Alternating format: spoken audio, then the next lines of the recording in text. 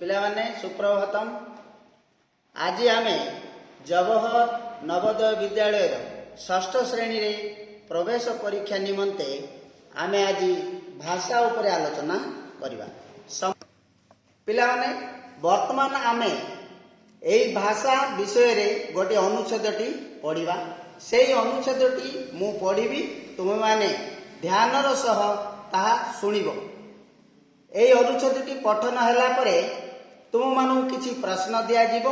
सही प्रश्नर कोटा सठिक उत्तर तुम माने लिखियो। वर्तमान यही अनुच्छेदटी तुम मोबाइल स्क्रीन रे आसीबो, ध्यान दे देखियो। देख पिले, अनुच्छेद 1 मु पढ़ुची। कमल थिला भारी दुष्ट पिला, से सबुबेले किछि ना किछि दुष्टामी करुथाए। ता बापा ताकू भय देखाई बाटको आनिबा पई बहुत चेष्टा कले, किंतु लाभ हैला नाही। बापा शेषकू आउ किछि न करी जेतेबेले कमल कौनसी दुष्टामी करे, सेतेबेले ठाकुर घर कबाटरे गोटे कंटा बाड़े देबाकू लागिले। चाहू चाहू सारा कबाट कंटारे भर्ती होईगला। हठात कमलर स्वभाव बदलीगला। से दुष्टामी छाड़ीदेवा संगे संगे ता बापा को नाना कामरे साहाय्य करने लगिला। कमल जेतेबेले भल कामटीए करे, ता बापा कबाटरू गोटे कंटा बाहर कर दियंती। वर्षक भितर कबाट खाली होईगला। जेउ दिन बापा शेष कंटा काढ़ुछंती, कमल हठात कांद कांद होई कहिला, बापा कंटा सिना बाहर करदेल, दाग किंतु रहीगला।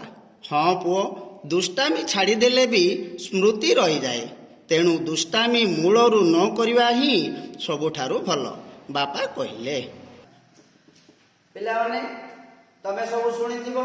प्रथम अनुच्छेदटी मु पठन कली। से अनुच्छेदटी रे कौन आमे सारांशटा बुझी पारले ना कौन, कमल बोली गोटे पिलाटी थिला। से भारी दुष्टामी करे। ता बापा से कमल को ठीक रास्ता को आनिया पाई बहुत चेष्टा कले, तथापि से पारिले नहीं। प्रतिदिन जेकोसी गोटे गोटे दुष्टामी काम करुले। तेणु बापा देखिले कमल को किमिति आम ठीक रास्ता रे आनिबा पाई।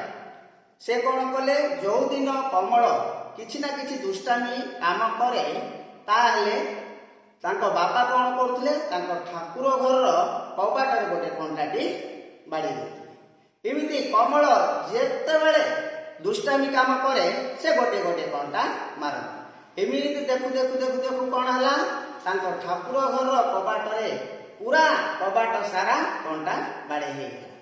तापरे कमल भाबिला, ना एमिति कंटा मारी मारी ए ठाकुर घर कबाट पूरा शेष करदेल बापा बोली। सी एथर ठीक रास्ता को आसिला। जे तांको बापा को कौन कले, किछि किछि भल काम रे से साहाय्य करे। जो दिन कमल भल काम करे, ताहा देखि तांको बापा कौन करथुले, से कबाटर गोटे गोटे कंटा बाहर करथुले। एमिति देखु देखु देखु देखु देखु पूरा कबाटर सब कंटा तक बाहर करदेले। शेष रे गोटे कंटा थिला। सेई कंटा तांको बापा बाहर कला बेलकू ए कमल कांद कांद होई बापा को पचारे, बापा कौन सब कंटा गुड़ाक तमे बाहर करदेल एमिति? ना तू ठीक रास्ता को आसिलु, तेणु करी मु सब गोटे गोटे बाहर करदेली। बापा सबू कंटा गुड़ाक काढ़ीदेल, किंतु जो कंटार दाग गुड़ाक रहीगला सेटा तो केबे लिभियो नहीं बापा। सेतबेले तांक बापा कहले, हाँ तू दुष्टामी छाड़ी देई भल काम को आसिलु, किंतु से गुड़िक गोटे गोटे स्मृति आकार रहीगला। एई भली तांको बापा से कमल को बुझेइथिले। पिलाने वर्तमान आमे सेई अनुच्छेदटीर प्रश्न उत्तर आमे आलोचना करिबा। कहबी वर्तमान सही प्रश्न पढ़िबा में, कमल की प्रकार पिला थिला? कमल खूब मेधावी पिला थिला, कमल अति दुष्ट पिला थिला, कमल बड़ अबाध्य पिला थिला, कमल आदौ पाठ पढ़ु नथिला। एही चारिटारू कोटा ठीक उत्तर हबो पिले? हाँ, कमल अति दुष्ट पिला थिला। वर्तमान खर देख, कमलर बापा कमल को बाट को आनिबा पई कौन कले? ଏକ ନମ୍ବର ଅଛି କମଳକୁ ବାଟକୁ ଆଣିବା ପାଇଁ ତା ବାପା ତାକୁ ମାଡ଼ ଦେଲେ। କମଳକୁ ବାଟକୁ ଆଣିବା ପାଇଁ ତା ବାପା ଠାକୁର ଘର କବାଟରେ କଣ୍ଟା ବାଡ଼େଇଲେ। କମଳକୁ ବାଟକୁ ଆଣିବା ପାଇଁ ତା ବାପା ତାକୁ ଭୟ ଦେଖାଇଲେ। କମଳକୁ ବାଟକୁ ଆଣିବା ପାଇଁ ତା ବାପା ତାକୁ ଘରୁ ବାହାର କରିଦେଲେ। ଏଇ ଚାରିଟାରୁ କୋଉଟା ଠିକ ହବ?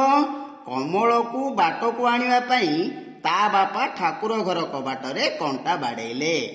ବର୍ତ୍ତମାନ ଗରେ କ'ଣ ପ୍ରଶ୍ନ ଦେଇଛି?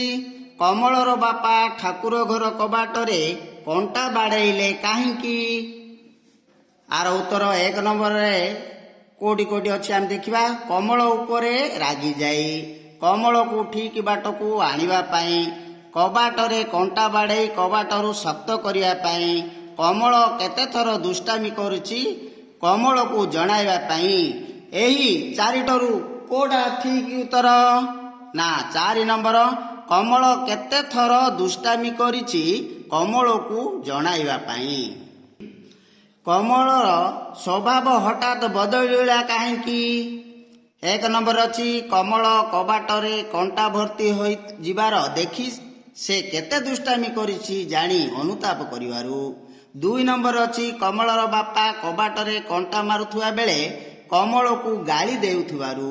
3 ହେଲା କବାଟ ସାରା କଣ୍ଟା ଭର୍ତ୍ତି ହୋଇ କବାଟ ଅସୁନ୍ଦର ଦେଖାଯିବାରୁ। 4 ନମ୍ବର ଅଧିକ କଣ୍ଟା ବାଡ଼େଇଲେ କବାଟ ଭାଙ୍ଗିଯିବ ବୋଲି ଭାବି। ଏଇ ଚାରିଟାରୁ ଠିକ ନମ୍ବର ଆମର କୋଉଟା ହେବ ପିଲେ? 1 ନମ୍ବର। 1 ନମ୍ବରରେ କ'ଣ ଅଛି? କମଳ କବାଟରେ କଣ୍ଟା ଭର୍ତ୍ତି ହୋଇଯିବାର ଦେଖି ସେ କେତେ ଦୁଷ୍ଟାମି କରିଛନ୍ତି ଜାଣି ଅନୁତାପ କରୁଥିବାରୁ। ବର୍ତ୍ତମାନ ପ୍ରଶ୍ନ କ'ଣ ଦେଇଛି ପିଲେ? କମଳ ଦୁଷ୍ଟାମି ଛାଡ଼ି କ'ଣ କଲା? 1 ନମ୍ବର ହେଲା କମଳ ଦୁଷ୍ଟାମି ଛାଡ଼ି ମନ ଦେଇ ପାଠ ପଢ଼ିଲା।